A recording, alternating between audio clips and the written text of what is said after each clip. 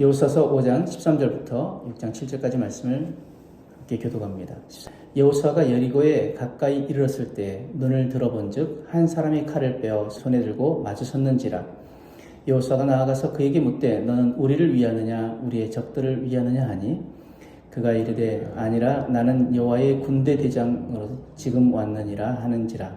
여호수아가 얼굴을 땅에 대고 엎드려 절하고 그에게 이르되 내 주여 종에게 무슨 말씀을 하려 하시나이까. 여호와의 군대 대장이 여호수아에게 이르되 내 발에서 신을 벗어라. 내가 선 곳은 거룩하니라 하니 여호수아가 그대로 행하니라. 이스라엘 자손들로 말미암아 여리고는 굳게 닫혔고 출입하는 자가 없더라. 여호와께서 여호수아에게 이르시되 보라 내가 여리고와 그 왕과 용사들을 네 손에 넘겨주었으니 너희 모든 군사는 그 성을 둘러 성 주위를 매일 한 번씩 돌되 엿새 동안을 그리하라. 제사장 7은 7 양각 나팔을 잡고 언약궤 앞에서 나아갈 것이요 7째 날에는 그 성을 7번 돌며 그 제사장들은 나팔을 불 것이며 제사장들이 양각 나팔을 길게 불어 그 나팔 소리가 너희에게 들릴 때에는 백성은 다 큰 소리로 외쳐 부를 것이라.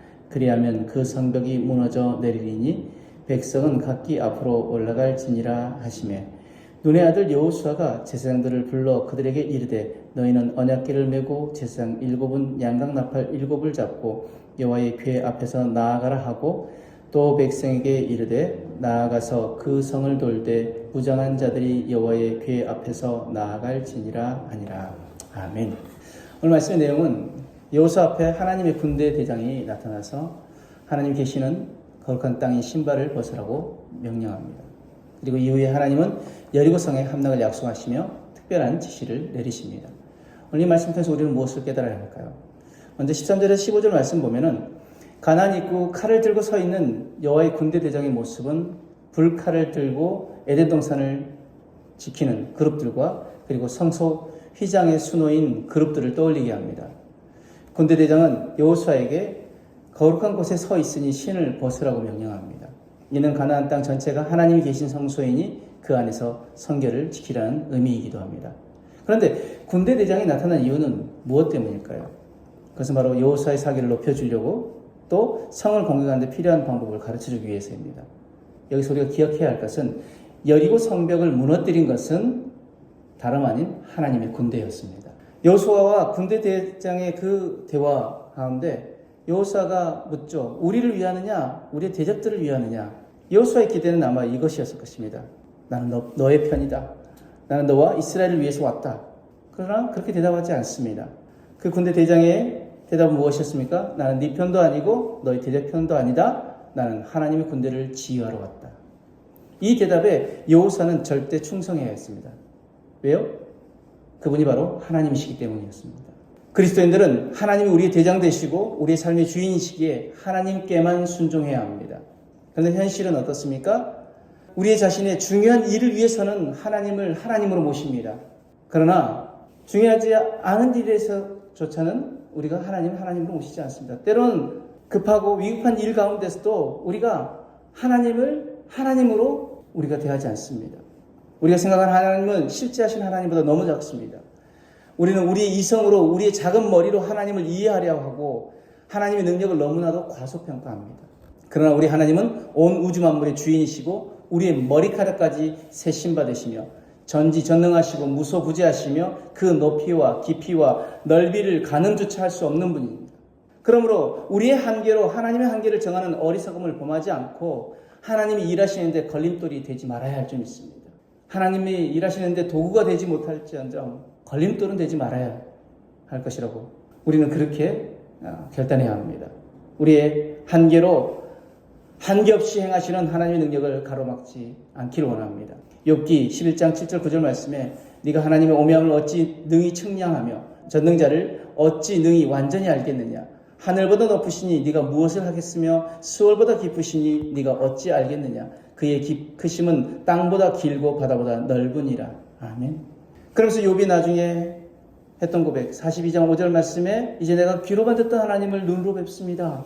이것처럼 우리가 귀로만 듣는 하나님이 아니라 눈으로 뵙는 하나님을 체험하는 그런 신앙이 되어야 될 줄 믿습니다.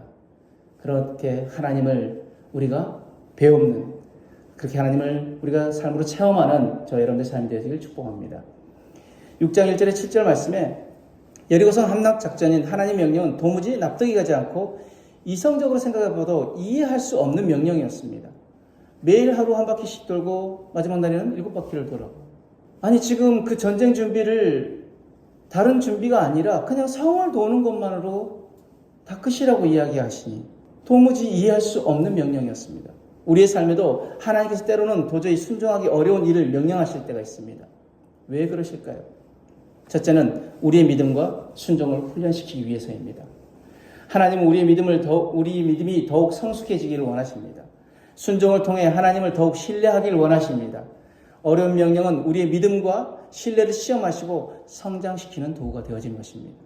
창세기 22장 1절 2절 말씀에 그 일 후에 하나님이 아브라함을 시험하시려고 그를 부르시되 아브라함아 하시니 그가 이르되 내가 여기 있나이다. 여호와께서 이르시되 네 아들 네 사랑하는 독자 이삭을 데리고 모리아 땅으로 가서 내가 네게 일러준 한 산 거기서 그를 번제로 드리라.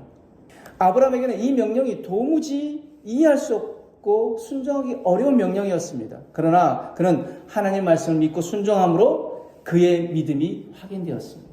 두 번째로 하나님의 계획과 목적을 성취하시기 위해서 도무지 순종하기 어려운 일들을 우리에게 명령하실 때가 있습니다. 하나님의 명령은 종종 우리의 생각을 뛰어넘는 더 큰 계획과 목적을 이루시기 위한 것입니다. 우리는 그 계획을 다 이해하지 못하더라도 하나님은 항상 선하십니다. 하나님은 항상 옳습니다. 하나님은 그 선하신 뜻을 이루십니다. 이사야서 55장 8절 9절 말씀에 이는 내 생각이 너희 생각과 다르며 내 길은 너희 길과 다름이니라 여호와의 말씀이니라. 이는 하늘이 땅보다 높음같이 내 길은 너희 길보다 높으며 내 생각은 너희 생각보다 높음이니라. 우리 하나님의 그 넓이와 깊이는 우리가 도무지 가늠할 수 없습니다. 그러나 우리가 기억해야 될 것, 하나님은 항상 선하십니다. 하나님의 뜻은 항상 옳습니다. 세 번째로 우리의 신뢰와 순종을 통해 하나님께 영광을 돌리기 위해서 때로는 우리가 도무지 순종하기 어려운 일들을 명령하실 때가 있습니다. 하나님께 순종하는 우리의 모습은 하나님께 영광을 돌리는 증거가 됩니다. 순종하기 어려운 상황에도 하나님을 신뢰하는 것은 주변 사람들에게 하나님의 크심을 나타내는 증거가 되어지는 것입니다. 출애굽기 14장 10절 18절 말씀에 모세에게 하나님께서 명령하신 것, 지팡이를 손에 들고 바다 위로 내밀어 그것이 갈라지게 하라.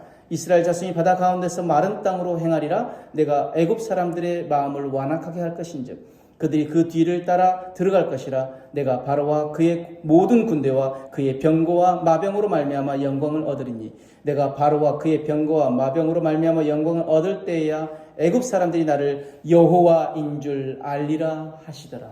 아멘. 하나님 모세에게 홍해 앞에서 지팡이를 들라는 명령을 하셨고 이는 이스라엘뿐만 아니라 이방인들에게 하나님의 영광을 드러내기 위한 것이었습니다.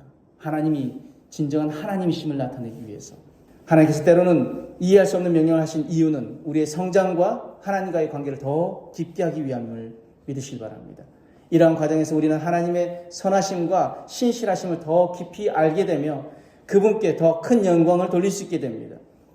순종하기 어려운 명령을 받을 때마다 우리는 하나님은 선하시며 그분의 계획이 항상 옳다는 사실을 믿고 나아가야 합니다. 믿고 순종하며 나아가야 될 줄 믿습니다. 오늘 우리는 결단하길 원합니다. 우리의 한계로 한계 없이 행하신 하나님의 능력을 가로막지 않겠습니다라는 결단이 우리 안에 있길 원합니다. 또 한 가지 결단은 하나님은 선하시고 항상 옳기에 어떠한 말씀이라도 그 말씀에 절대 순종하겠습니다. 이 두 가지 결단이 오늘 우리 안에 있고 그렇게 우리가 말씀으로 승리하며 나아가는 저와 여러분들의 삶이 되어지길 주님으로 축복합니다. 아멘.